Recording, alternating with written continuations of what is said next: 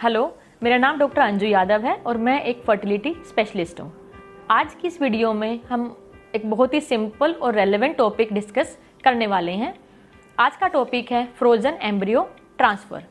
Frozen embryo transfer को generally short form में FET भी कहा जाता है। इस वीडियो में हम फ्रोजन एम्ब्रियो ट्रांसफ़र से रिलेटेड सभी टॉपिक्स को कवर करेंगे, जैसे कि फ्रोजन एम्ब्रियो ट्रांसफ़र क्या होता है, फ्रोजन एम्ब्रियो ट्रांसफ़र साइकिल कैसे परफॉर्म की जाती है, क्या IVF में फ्रोजन एम्ब्रियो ट्रांसफ़र करवाना एक सही डिसीजन है, फ्रोजन एम्ब्रियो ट्रांसफ़र के क्या बेनिफिट्स हैं, frozen versus fresh embryo transfer, इन दोनों में क्या डिफरेंस है और कौन सा आपके लिए बेटर ऑप्शन है।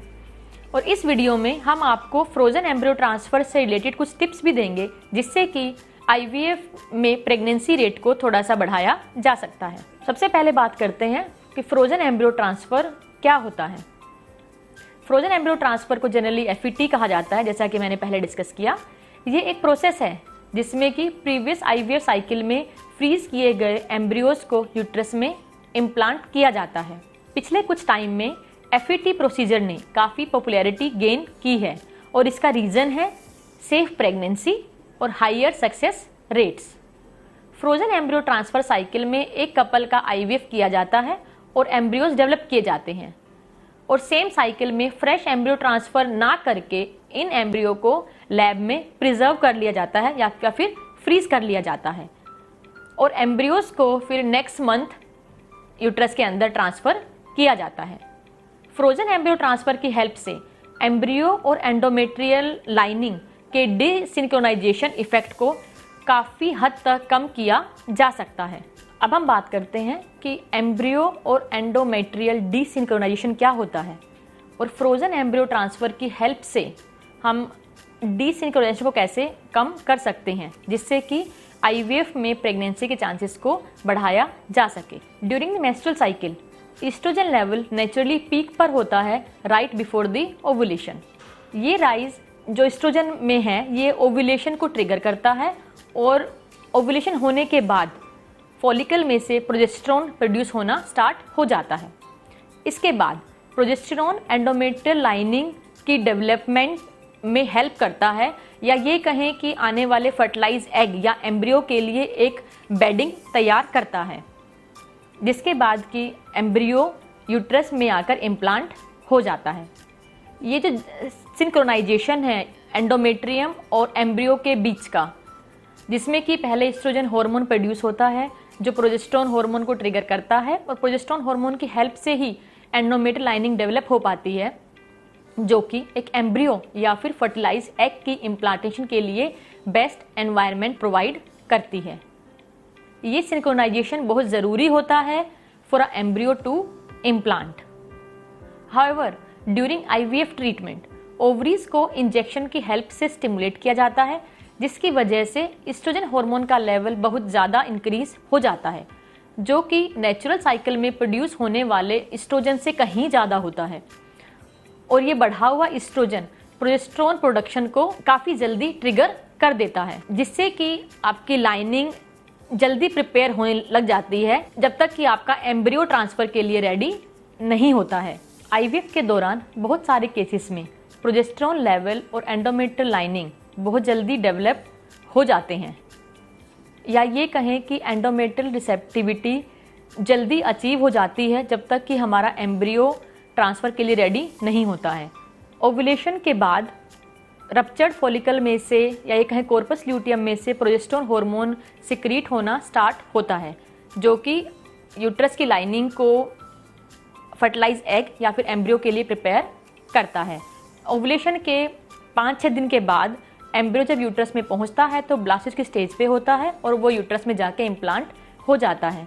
एक IVF साइकिल के दौरान एस्ट्रोजन हार्मोन बहुत हाई होते हैं, जो कि प्रोजेस्टेरोन को जल्दी ट्रिगर कर देते हैं। प्रोजेस्टेरोन जल्दी राइज होना शुरू हो जाता है, जिसकी वजह से जब हमारे एम्ब्रियो प्रिपेयर होंगे डे 5 के स्टेटस पे हमारी लाइनिंग 7 या 8 डेज के हिसाब से बिहेव कर रही होगी, क्योंकि प्रोजेस्टेरोन हार्मोन बॉडी में सिक्रीट होना जल्दी स्टार्ट हो गया होगा।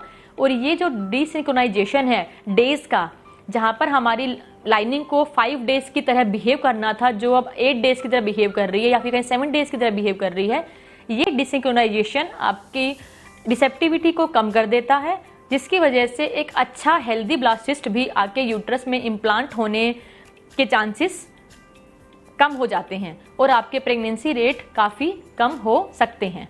एफईटी की हेल्प से हम एम्ब्रियो और एंडोमेट्रियम की डिसिंक्रोनाइजेशन को अवॉइड कर सकते हैं। एम्ब्रियो ट्रांसफ़र जब हम प्लान करते हैं एफईटी केसेस में, तो एम्ब्रियो ट्रांसफ़र करने से पहले जो प्रोजेस्टेरोन हार्मोन है वो आपके एम्ब्रियो की डेज के हिसाब से ही दिया जाता है। अगर एम्ब्रियो ब्लास्ट स्टेज पे है तो आपको 5 दिन का प्रोजेस्टेरोन दिया जाता है। वहीं अगर एम्ब्रियो डे 2 या डे 3 स्टेज पे है तो उसके अकॉर्डिंगली ही आपको डे 2 या 3 डेज के लिए प्रोजेस्टेरोन हार्मोन दिया जाता है, जिससे कि एम्ब्रियो और यूट्रस की लाइनिंग में सिंक्रोनी बनी रहे और इससे प्रेगनेंसी के चांसेस को इंक्रीज किया जा सकता है। फ्रोजन एम्ब्रियो ट्रांसफ़र में एम्ब्रियोज को सेम साइकिल में ट्रांसफ़र नहीं किया जाता है, बल्कि आपकी बॉडी को थोड़ा टाइम दिया जाता है, जिससे कि आपके हार्मोन लेवल जो आईवीएफ ट्रीटमेंट के समय पर बहुत ज़्यादा बढ़ जाते हैं वो वापस से नॉर्मल रेंज में आ जाए और एम्ब्रियो के इम्प्लांटेशन में कोई प्रॉब्लम ना हो। फ्रोजन एम्ब्रियो ट्रांसफ़र में एम्ब्रियोज को थो या ये कहें कि फिर से वार्म किया जाता है और उसके बाद यूट्रस में एम्ब्रियोज को इम्प्लांट कर दिया जाता है।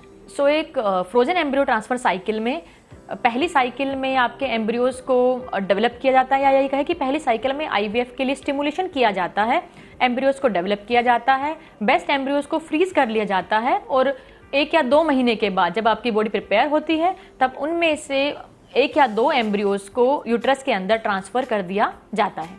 अब बात करते हैं fresh embryo transfer versus frozen embryo transfer के बारे में। Fresh embryo transfer same IVF cycle में ही किया जाता है, जिस साइकिल में आपके एम्ब्रियोज डेवलप किए जाते हैं। इस प्रोसेस में आईवीएफ साइकिल में एग्स को बॉडी के बाहर निकालकर लैब में फर्टिलाइज किया जाता है। उसके बाद एम्ब्रियोज को 5 से 6 दिन तक डेवलप किया जाता है और एग रिट्रीवल के 5 से 6 दिन के बाद में यूट्रस में एम्ब्रियोज को इम्प्लांट कर दिया जाता है। फ्रोजन एम्ब्रियो ट्रांसफ़र प्रोसेस थोड़ा अलग होता है और उसमें फीमेल्स की ओवरीज को स्टिमुलेट करके एग्स रिट्रीव किए जाते हैं, उसके बाद लैब में फर्टिलाइज किए जाते हैं और 5 से 6 दिन तक एम्ब्रियोज को डेवलप कराने के बाद एम्ब्रियोज को लैब में फ्रीज कर दिया जाता है और सेम साइकिल में एम्ब्रियोज को ट्रांसफ़र नहीं किया जाता। एम्ब्रियोज को सेम साइकिल में ट्रांसफ़र नहीं किया जाता है। नेक्स्ट मंथ या 1 से 2 महीनों के बाद आपको कुछ हार्मोन टैबलेट दी जाती हैं, जिससे कि आपकी यूट्रस की लाइनिंग प्रिपेयर हो जाती है। जब यूट्रस की लाइनिंग एम्ब्रियो के लिए प्रिपेयर होती है उस टाइम पर 1 या 2 अच्छी क्वालिटी के एम्ब्रियोज आपके यूट्रस के अंदर ट्रांसफ़र कर दिए जाते हैं। Frozen embryo transfer generally hormone tablets की मदद से किया जाता है, जो कि आपकी यूट्रस की लाइनिंग को ग्रो कराने में हेल्प करती हैं। कुछ केसेस में एम्ब्रियो ट्रांसफ़र को नेचुरल साइकिल में भी प्लान किया जाता है। अगर किसी केस में पीजीटीए या प्री इम्प्लांटेशन जेनेटिक टेस्टिंग की इंडिकेशन है और हमें एम्ब्रियोज को जेनेटिक एब्नॉर्मलिटी के लिए टेस्ट करना है, तो उस केस में फ्रोजन एम्ब्रियो ट्रांसफ़र ही किया जा सकता है। पीजीटी के लिए हम एम्ब्रियो से कुछ सेल्स लेते हैं जिसको एम्ब्रियो बायोप्सी कहा जाता है और इसके बाद इन सेल्स को जेनेटिक एब्नॉर्मलिटी के लिए टेस्ट किया जाता है। हेल्दी एम्ब्रियोज को नेक्स्ट साइकिल में यूट्रस के अंदर ट्रांसफ़र कर दिया जाता है। क्योंकि जेनेटिक टेस्टिंग की रिपोर्ट आने में टाइम लगता है, सो सेम साइकिल में या कहेंगे फ्रेश एम्ब्रियो ट्रांसफ़र इस केस में पॉसिबल नहीं हो पाता है जनरली, और फ्रेश की बजाय फ्रोजन एम्ब्रियो ट्रांसफ़र इन केसेस में इंडिकेटेड है। Now will discuss the advantages of frozen embryo transfer. Frozen embryo transfer decreases embryo and endometrial desynchronization and it improves the endometrial receptivity. It increases the success rate of IVF cycles. It decreases the risk of ovarian hyperstimulation syndrome.